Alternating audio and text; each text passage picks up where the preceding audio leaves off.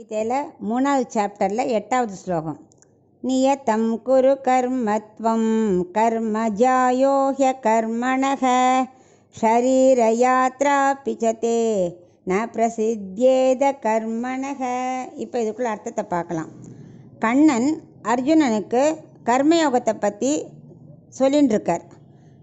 அர்ஜுனா, உனக்குன்னு விதிக்கப்பட்ட கர்மத்தை நீ விடாமல் செய்யணும். அதை நீ விடவே முடியாது. பாதியில் உனக்கு சத்திரிய தர்மம் அதை பண்ணித்தான் ஆகணும்.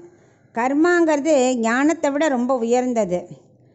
சரீரத்தை யாராக இருந்தாலும் பாதுகாப்பு செஞ்சு தான் ஆகணும். அப்போ தான் ஞான யோகிக்காராளுக்கும் ஞானம் சித்திக்கும். ஏன்னா பிரார்த்தனை பண்ண முடியும், அவள் சக்தி இருக்கும். நமக்கு கர்மயோகம் பண்ணுறவாளுக்கும் பலம் வேணும். ஸோ சக்தி எல்லாருக்குமே ரொம்ப முக்கியம். அதனால சரீரத்தை பாதுகாக்கத்தான் வேணும். ஞானயோகம் செய்வனுக்கு சக்தி இருக்கும், அதுக்காக அவன் உடனே கர்மயோகம் விட முடியாது. அப்படி இருக்கும்போது கர்மயோகம் செய்கிற நீ விட முடியுமா?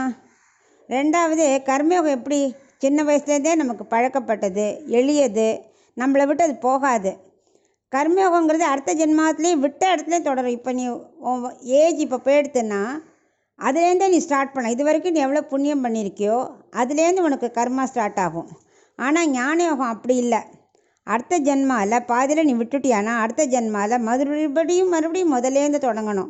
அது எவ்வளவு கஷ்டம் பாரு. ஸோ பிராணம் மட்டும் போனால் ஆத்மா சாட்சாத்காரம் கிடைக்கிறதும் கிடையாது. கர்மயோகம் செய்தால்தான் சாட்சாத்காரம் கிடைக்கும். இதில் 2 கர்மா இருக்குது, நியத கர்மா, அநியத கர்மா. நியத கர்மானா என்னதுமா? நிச்சயிக்கப்பட்டது. ஒருத்தன் அனுபவிக்க வேண்டிய கர்மா, இப்படி தான் வாழணும், இப்படி தான் இங்கே தான் சாகணும்னு ஆல்ரெடி விதிக்கப்பட்டிருக்கு, அது நியத்த கர்மா. அநியத்த கர்மானா எல்லா கர்மாவும் நியமிக்கப்படுறதில்ல. சில சமயம் எதிர்பாராமல் நடக்கும், எங்கே எப்படி என்ன நடக்கும்னே சொல்ல முடியாது. இந்த அநியத்த கர்மாவுக்கு எக்ஸாம்பிள் பரீட்சித்தோட சாவு. தர்ஷகன் பாம்பு கடிச்சு சாவா சொன்னா இல்லையா, அது அநியத்த கர்மா அப்படின்னு அவனுக்கு ஒரு விளக்குறார்.